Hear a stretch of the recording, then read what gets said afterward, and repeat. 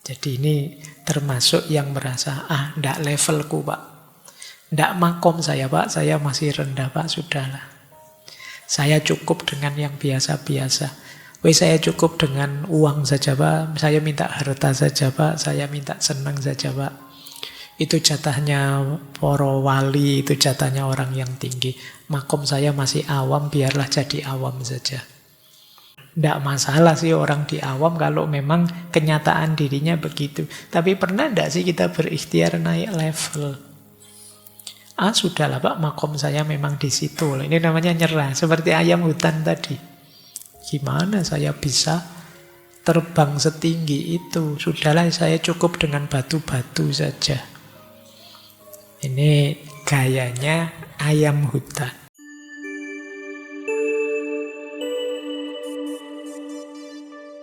Assalamualaikum warahmatullahi wabarakatuh.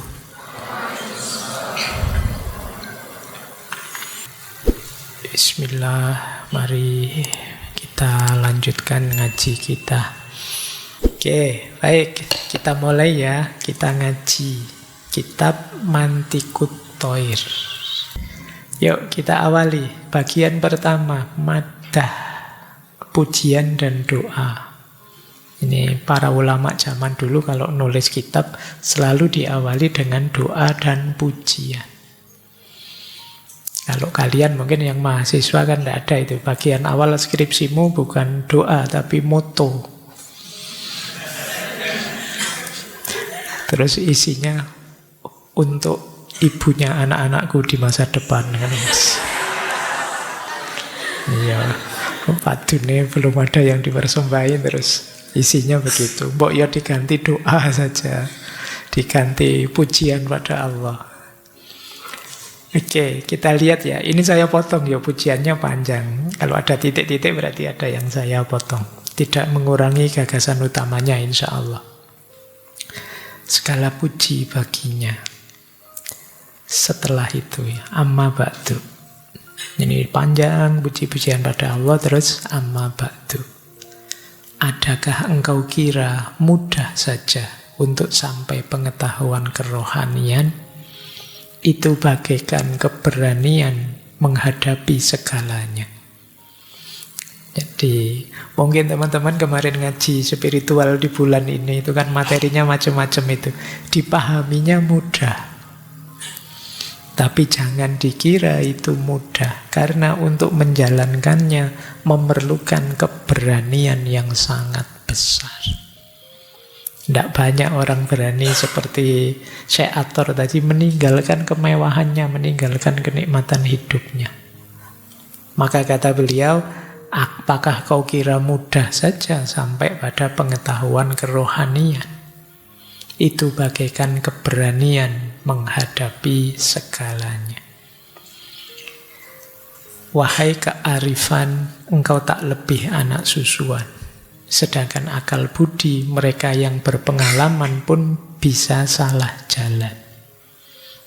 Ini kata-kata ini mengindikasikan perjalanan spiritual itu tidak semata-mata konsep teori dan akal. Jadi tidak ada gunanya kearifan-kearifan tinggi kalau orangnya tidak berjalan. Kalian menghafalkan teori-teori tasawuf yang luar biasa, mungkin wahdatul wujud, itihad, macam-macam. Gunanya apa kalau kalian tidak jalan? Konsep-konsep teori-teori ini seperti peta. Apa gunanya peta, apa gunanya GPS kalau kalian tidak melakukan perjalanan? Wong melakukan perjalanan pun bisa salah jalan. Sedangkan akal mereka yang berpengalaman pun bisa salah jalan. Bahkan kalau sudah berjalan pun ya, apa jaminan bisa sampai? Bagaimana aku, kata beliau, si dungu ini. Ini yang didungukan dirinya sendiri ya, bukan orang lain. Bagaimana aku si dungu ini dapat sampai ke hakikat? Dan kalaupun bisa, bagaimana aku bisa memasuki pintunya? Ini kesadaran bahwa aku ini lemah. Paragraf kedua ini ya menegaskan perjalanan ini nanti sebagian besar adalah pertolongannya Allah. Kalau hanya mengandalkan diriku, tidak akan mampu. Dan paragraf terakhir di bagian pembukaan, madah dan doa sahabat, kita sama bertetangga. Aku ingin mengulang-ulang pembicaraanku pada siang dan malam agar kalian tidak sejenak pun menghentikan keinginan mencari kebenaran. Jadi ini menegaskan visi atau misi beliau. Beliau ya mungkin punya murid, melakukan kajian sampai nulis kitab. Ini mengulang-ulang pembicaraan. Temanya ya itu-itu saja sih, tapi diulang-ulang. Kenapa? Agar kita tidak lupa bahwa kita punya misi kebenaran. Biar hidup kita tidak asal-asalan saja.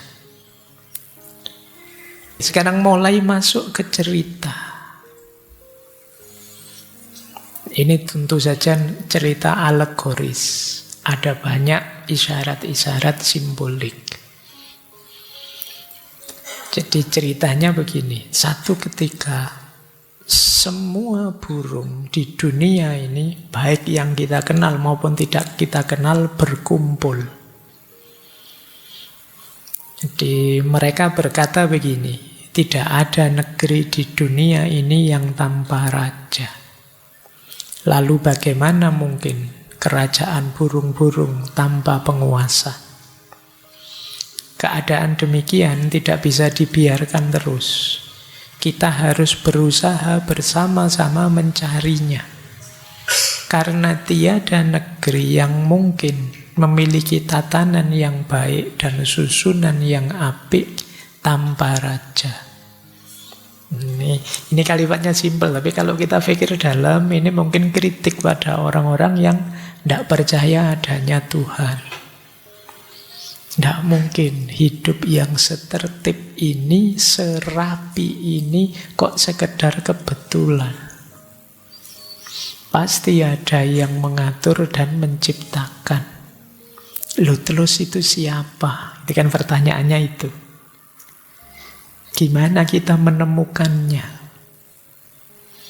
Jadi tidak mungkin dunia ini tanpa raja. Mereka bertanya-tanya sampai kemudian datanglah burung yang kita kenal, yang kisahnya masuk dalam Al-Quran bersama Nabi Sulaiman, burung hudhud. Oleh Syekh Athar, burung hudhud ini diposisikan sebagai mursidnya para burung. Jadi dia yang bimbing nuntun para burung. Jadi burung hudhud di dadanya tampak perhiasan yang melambangkan bahwa dia telah mengikuti torekot, pengetahuan rohani. Jambul di kepalanya adalah mahkota kebenaran dan dia punya pengetahuan tentang kebaikan dan keburukan. Jadi ini panutannya para burung, ulamanya, mursidnya. Simbolnya burung hudhud. Ya kalian carilah, googling lah seperti apa burung hudhud itu wujudnya. Nah, terus ceramah dia di depan para burung yang sudah berkumpul. Burung-burung yang terhormat, ya karena di depan burung-burung ya. Ya karena kalimatnya begitu, memang banyak burung. Aku mengenal baik sang raja, tetapi sendiri saja aku tidak sanggup mencarinya. Nah ini tegas ya. Aku pinter sih, ilmuku tinggi, aku ngerti macam-macam, tapi tanpa bantuan orang lain, aku tidak sanggup. Aku ini lemah. Ini jadi sudah diangkat jadi walinya para burung. Ulamanya para burung tetap tidak sombong, sadar diri. Tinggalkan keseganan kalian, kesombongan kalian, dan keingkaran kalian. Jejakkan kaki kalian di tanah dan melangkahlah ke istana raja. Kita punya raja sejati, dia tinggal di balik gunung Kaf, namanya Simurah. Mungkin teman-teman pernah sering dengar istilah ini ya. Kalau di ilustrasinya Simurah ini digambarkan seperti burung finik. Dan dia adalah raja segala burung. Ya ini simbolik ya, alegoris. Untuk menggambarkan yang kita sebut sebagai Tuhan. Dia sangat dekat dengan kita, tapi kitalah yang jauh darinya. Ini kalimatnya agak paradoks, tapi kenyataannya memang begitu. Allah itu sangat dekat dengan kita, cuma kitalah yang jauh darinya. Jadi tergantung ternyata pada kesadaran kita. Cuma tentang Simurah ini, bahkan jiwa yang paling suci pun tidak dapat melukiskannya, dan akal budi tidak dapat memahaminya. Tidak bisa dilukiskan, sulit dipahami. Kedua mata ini pun buta. Kenapa? Bagaimana kita menempuh jalan dengan pikiran? Bagaimana kita mengukur bulan dari ikan? Karena memang pikiran kita terbatas. Akal budi kita sulit menjangkau yang tak terbatas. Sudah ribuan kepala bergerak ke sana kemari dan hanya ratap dan keluh kerinduan saja yang terdengar. Jadi kalau sekedar diteorikan, dikonsepkan, sudah banyak. Apalagi hari ini, teman-teman buka Google, buka YouTube, cari channel-channel spiritual bertaburan di mana-mana, followernya banyak. Kalau mengikuti kalimatnya Syekh Athor ini itu tidak penting.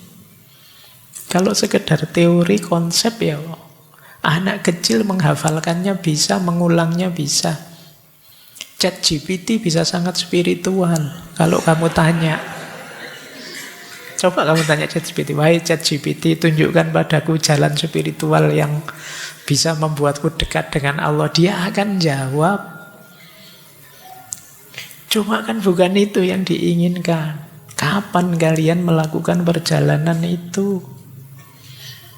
Kalau sekedar teori-teori spiritual terus kalian bikin konten, kalian bikin podcast bahas itu, bukan di situ poinnya.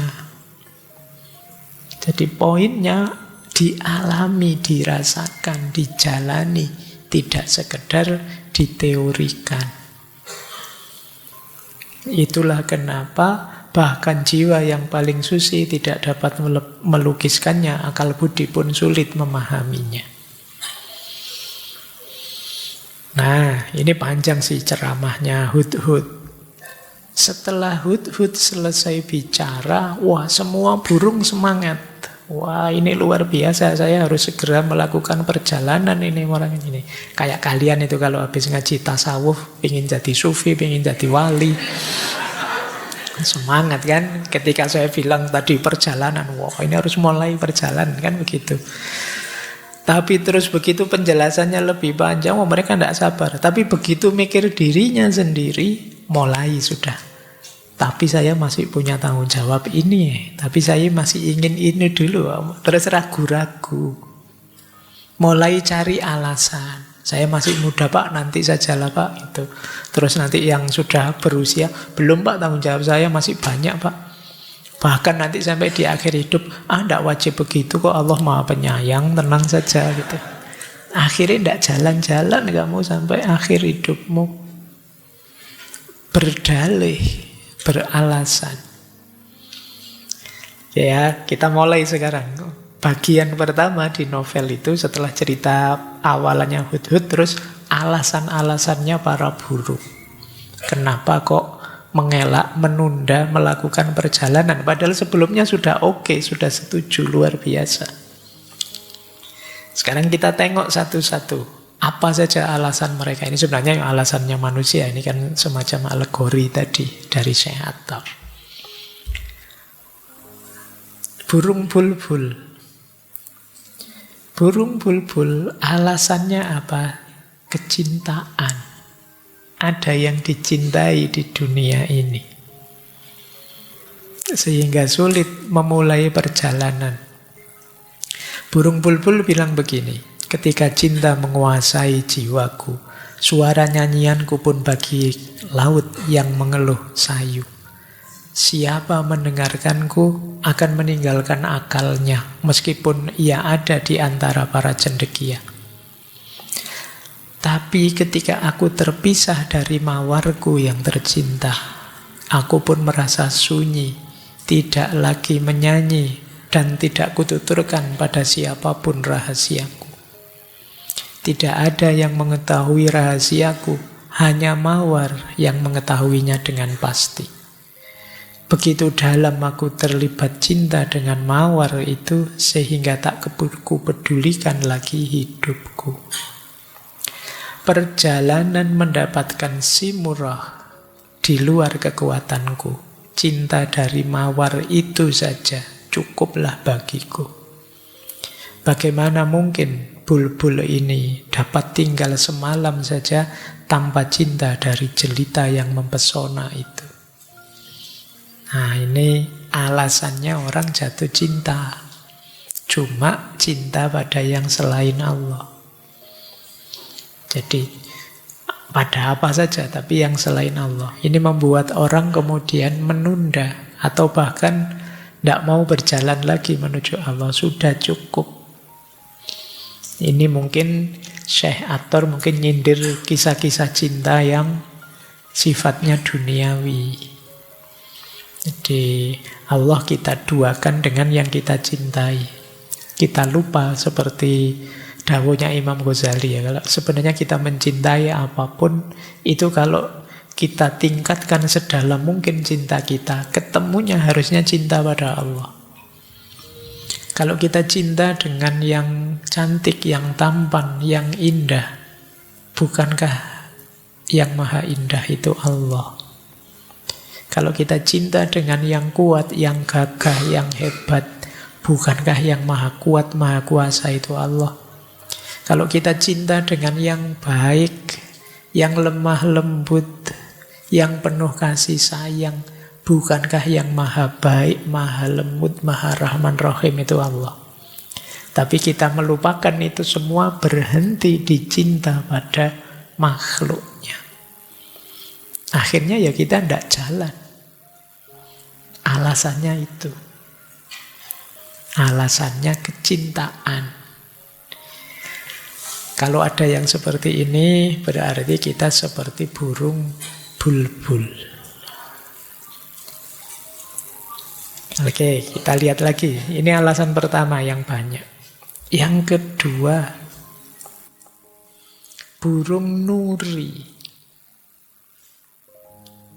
Kalau burung nuri, dia ambisius, punya tujuan kemuliaan duniawi. Meskipun mungkin melalui fasilitas ukhrawi. Alasannya nuri begini. Sebenarnya setiap alasan ini panjang ya, cuma ini saya potong intinya saja. Begitu menawannya aku, sehingga manusia keji yang berhati besi mengurungku dalam sangkar besi. Terikat dalam penjara ini, aku pun merindukan sumber air kebakaan yang dijaga oleh Khidir. Seperti dia, aku pun berpakaian hijau, sebab aku ini Khidir di antara burung-burung. Ya, Nabi Khidir itu artinya hijau.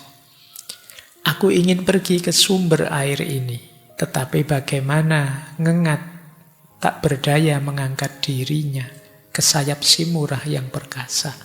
Mata air Khidir cukuplah bagiku. Jadi dia ini sering ditangkap orang, ditaruh di sangkar. Makanya dia ingin punya kesaktian, punya kekuatan, punya daya seperti Khidir. Ini saja sih yang dia inginkan, bukan Allah. Aku ingin hebat, aku ingin luar biasa, aku ingin mencapai ini, mencapai itu. Itu saja. Kok tidak sekalian menginginkan si murah? Itu tadi kalimatnya dia. Bagaimana mungkin ngengat itu ya mungkin binatang rayap, binatang tak berdaya. Bisa sampai ke si murah yang perkasa. Sudahlah, siapalah aku ini. Mata air Khidir saja cukup sudah. Ini kayak mungkin kalian, ya Allah tidak tinggi-tinggi ingin engkau, ingin apa. Sudahlah yang penting aku kaya saja, alhamdulillah ya Allah. Itu nuri. Jadi kamu tidak sadar yang kamu minta. Jadi tujuan-tujuan duniawi. Baik, ini apa saja itu ya mungkin termasuk yang kita anggap tinggi, kita anggap luar biasa. Bahkan nuri ini kan tujuannya ingin seperti Nabi Khidir. Tapi itu pun duniawi targetnya. Baik, kita ingat ya, semoga kita bisa mengalahkan diri kita. Tidak seperti Nuri, yang kalah oleh ambisinya. Kita lanjutkan. Ayam hutan. Ayam hutan termasuk hewan yang agak rendah diri kalau di situ. Dia bilang begini, wahai sahabatku, lihatlah bagaimana aku hidup. Mungkinkah membangunkan makhluk yang tidur di atas batu-batu dan menelan kerikil? Hatiku luka karena 100 duka, sebab cintaku ke batu-batu mulia telah menambatku ke gunung. Bagaimana mungkin aku berharap akan pergi dengan berani ke hadapan si murah yang agung, dengan tangan di kepala dan kaki di lumpur. Biarlah aku mati atau menemukan batu-batu mulia itu saja. Jadi ini termasuk yang merasa, ndak levelku pak. Ndak makom saya pak, saya masih rendah pak, sudahlah. Saya cukup dengan yang biasa-biasa. Saya cukup dengan uang saja pak, saya minta harta saja pak, saya minta senang saja pak. Itu jatahnya para wali, itu jatahnya orang yang tinggi. Makom saya masih awam, biarlah jadi awam saja. Ini gayanya ayam hutan. Sebenarnya tidak masalah kita ada di makom awam, tapi ketidakmauan kita naik level itu yang masalah. Ketidakmauan kita untuk meningkat. Nanti sebentar lagi puasa itu mesti ada ceramah, puasa awam, puasa khawas, dan khawasul khawas.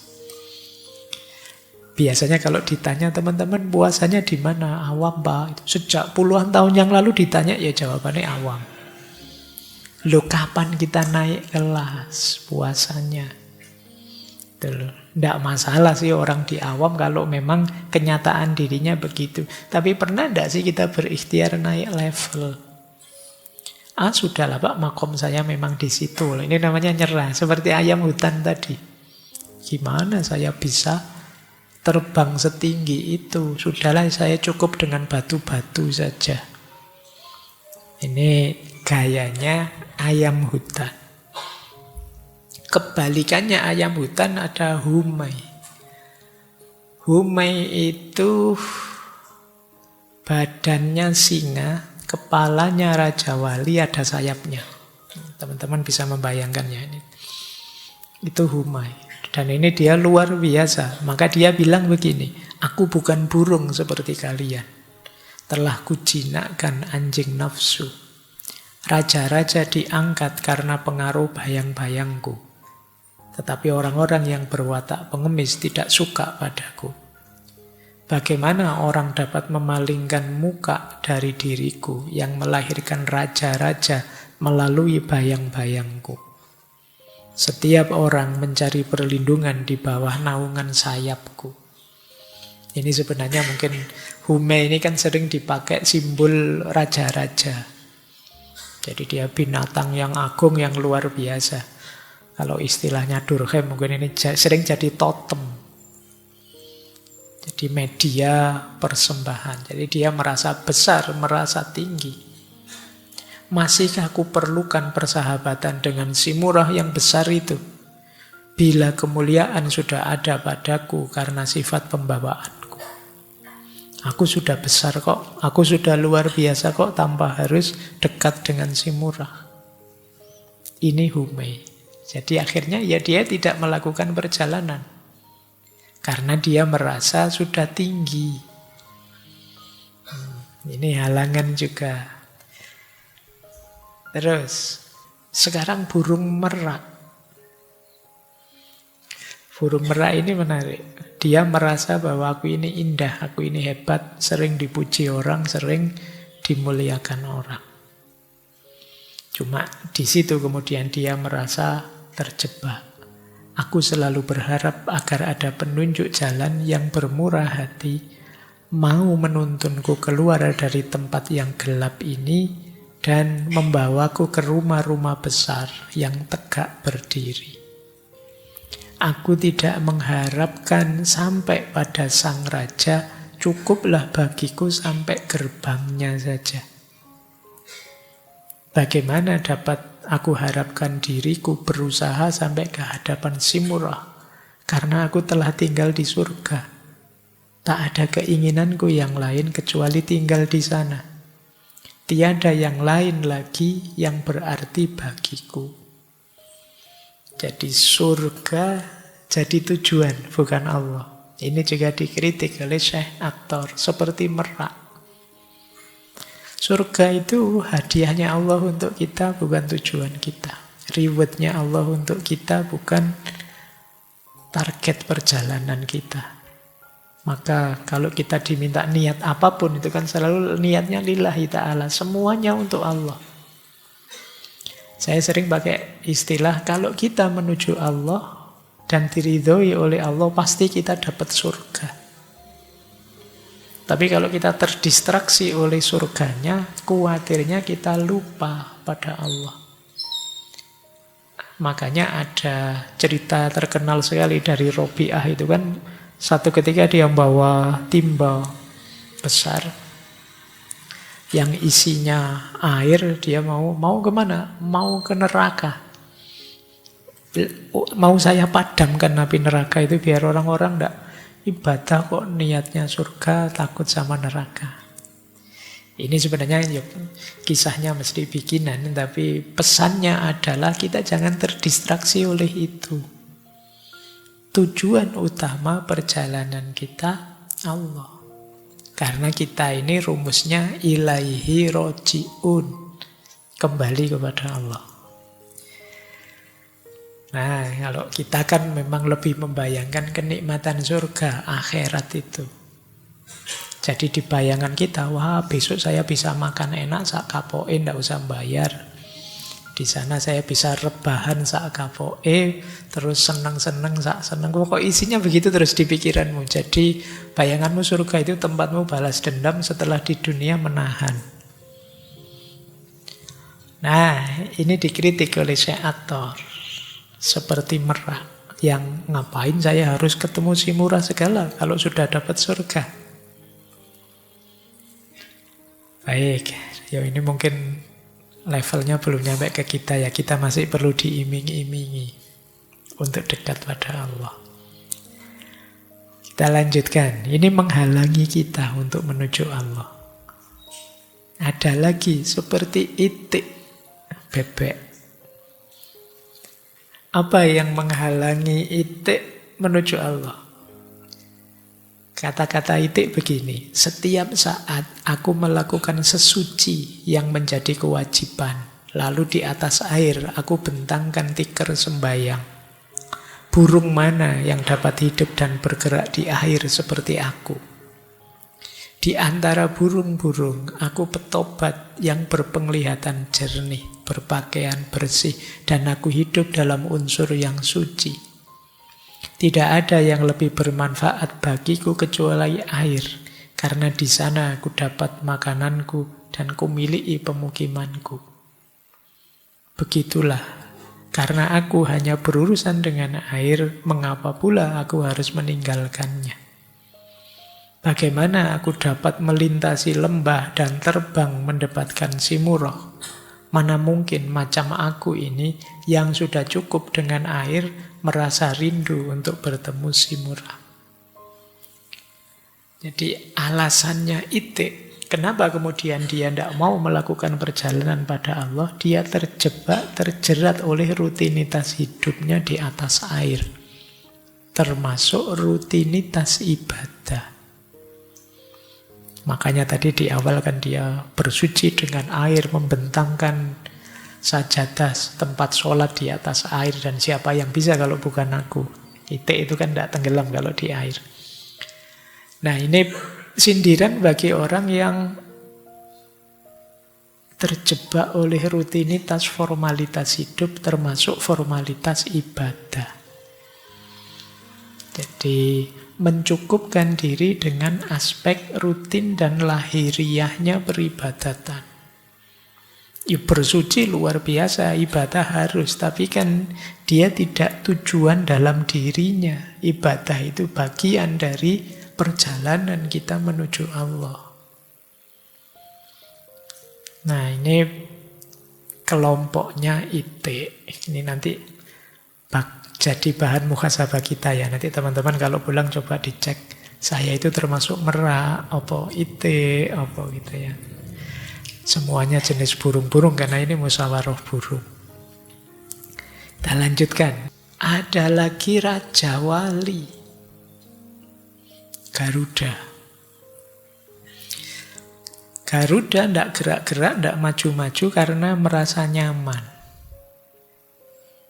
Kata dia, karena Garuda itu biasanya jadi peliharaannya raja-raja. Aku yang senang menyertai para raja, tidak mengacuhkan makhluk-makhluk lain. Kututup mataku dengan peci agar aku dapat bertengger di tangan raja. Aku amat terlatih dalam sopan santun dan menjalankan pertaraan. Pertaraan itu tirakat, seperti petobat, agar bila dibawa ke hadapan raja, aku dapat melakukan tugas-tugas seperti yang diharapkan. Mengapa aku harus bertemu Simurah meski dalam mimpi?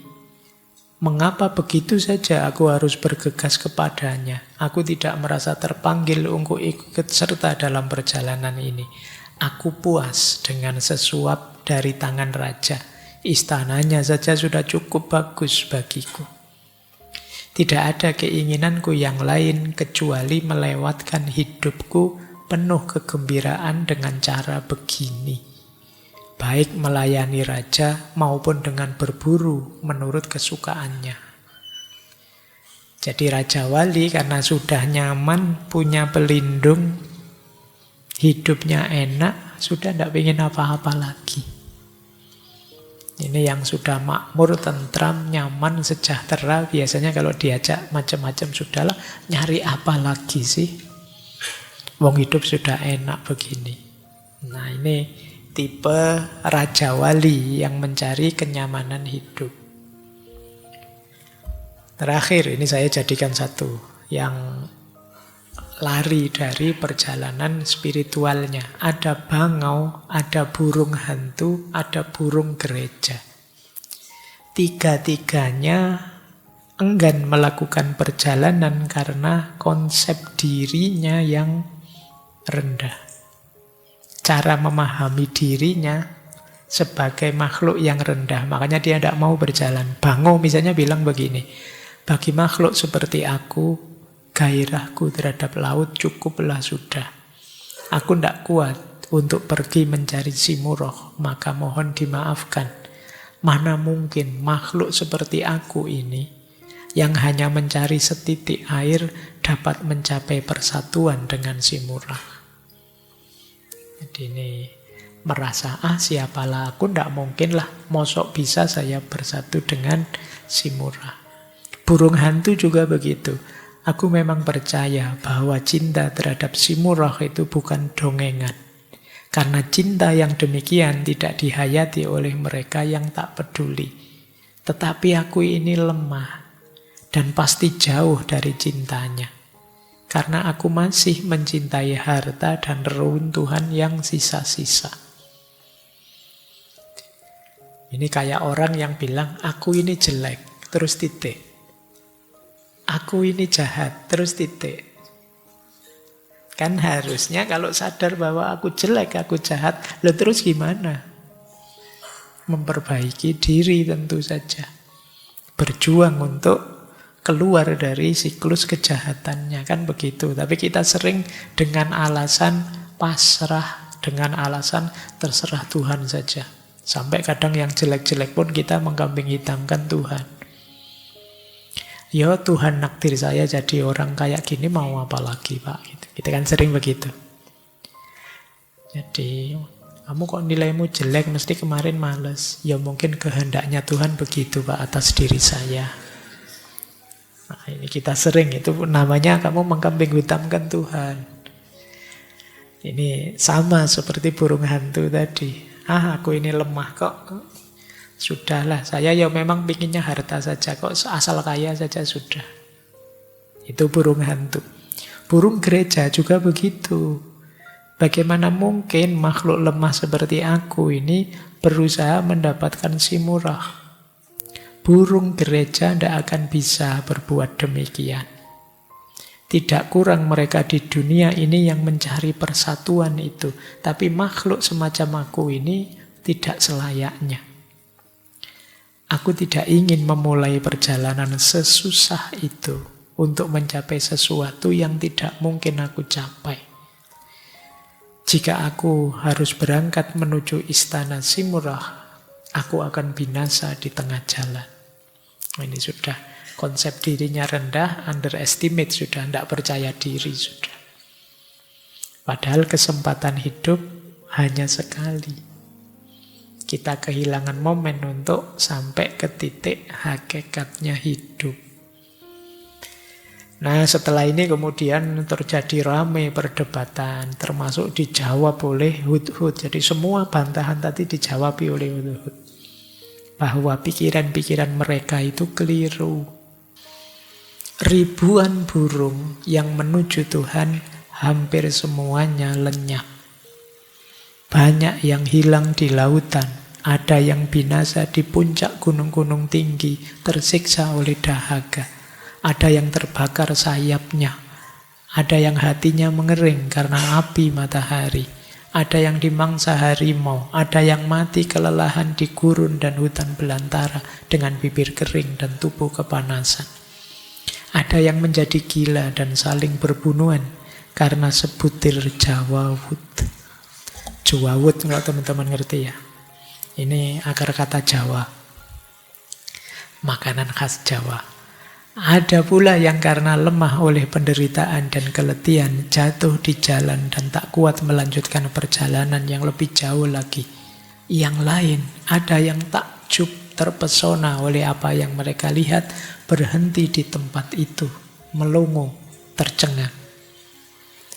Dan banyak yang berangkat hanya karena ikut-ikutan, ingin tahu dan mencari kesenangan, akhirnya tewas tanpa mendapat gambaran tentang apa yang mereka cari dalam perjalanan yang mereka mulai tempuh itu. Dari burung yang beribu-ribu, hanya 30 saja yang sampai ke tujuan perjalanan. Jadi terakhir hanya tinggal 30 yang bisa ketemu si murah. Jadi mereka masuk, nanti ada ceritanya, buka gerbang, masuk, ketemu si murah. Ketika mereka sepenuhnya merasa tenang dan terlepas dari segala apapun, mereka menjadi sadar bahwa sang si murah ada di sana bersama mereka. Matahari keluhuran memancarkan sinarnya, dan dalam saling merenungi wajah sesama mereka, 30 burung dari dunia luar ini menatap sang si murah dari dalam. Dari dalam itu ada di kedalaman diri. Ini amat menakjubkan, karena mereka tidak bisa membedakan apakah mereka tetap mereka atau mereka telah menjadi si murah. Jadi ketika nyampe puncak tadi, ya kan ada persatuan tadi, sekarang aku dan dia ya jadi satu. Dalam suasana tafakkur, mereka menyadari bahwa merekalah sang si murah dan sang si murah adalah ke-30 burung itu juga. Ini menarik kalau kalian cari arti kata-kata si murah, itu dari kata-kata si dan mor, bahasa Persia. Mor artinya burung dan si artinya 30. Jadi si murah artinya 30 burung. Pas dengan 30 burung yang selamat tadi. Saat mereka menatap Sang Simurgh, mereka melihat bahwa sungguh Sang Simurgh lah yang ada di sana. Dan ketika mereka mengarahkan pandangan ke diri mereka sendiri, mereka melihat bahwa mereka sendiri Sang Simurgh. Saat mereka mengamati keduanya serempak, yaitu diri mereka sendiri dan dia, mereka pun menyadari bahwa mereka dan Simurgh itu wujud yang satu dan itu juga. Jadi hasil akhir perjalanan para burung, hasil musyawarah tadi ketemunya bukan menemukan keluar, tapi ketemu di dalam. Bahwa hakikatnya diri mereka adalah memuat hakikat ilahiyah. Jadi ketemunya justru ada dalam diri mereka sendiri. Dicari jauh dengan perjalanan berlembah-lembah, pada akhirnya ketemu dalam diri mereka sendiri, Simurgh itu. Baik, ya ini alegori kalau dalam tasawuf nanti. Karena ini dibentuk novel jadi menarik. Kalau dalam tasawuf ini kan semacam makom demi makom, pengalaman ahwal, dan pada akhirnya berpuncak di mukasyafah, musahadah, wahdatul wujud, itikad, dan lain sebagainya. Jadi pengalaman bersatu dan dekat dengan Allah. Kalimat terakhir pesan beliau begini. Mungkin untuk akhir tahun ya, bahan kita muhasabah. Tahukah engkau apa yang engkau miliki? Masuklah ke dalam dirimu sendiri dan renungkan ini. Selama engkau tidak menyadari kenihilanmu, kita ini sebenarnya tidak ada, kita ini sebenarnya nihil. Dan selama engkau tidak meninggalkan kebanggaan dirimu, kesombongan dan cinta dirimu, engkau tidak akan dapat mencapai puncak kebanggaan. Di jalan itu engkau tercampak dalam kemusnahan dan sekaligus terangkat dalam kehormatan. Dan kini ceritaku pun selesai. Tidak ada lagi yang mesti aku katakan. Baik, jadi ini pesan terakhir dari Mantikut Thoir. Ini karya terakhir dari beliau. Nanti setelah ini beliau mengalami peristiwa pahit karena terbunuh oleh pasukan Mongol yang menyerang dinasti Saljuk di Nishapur. Baik ya teman-teman, seperti saya bilang di awal, mungkin agak berat perjalanan sedalam ini di level kita, tapi bukan berarti kita tinggalkan sepenuhnya. Mari pelan-pelan kita menuju ke rute paling hakiki kehadiran kita di muka bumi ini, yaitu kembali kepada Allah.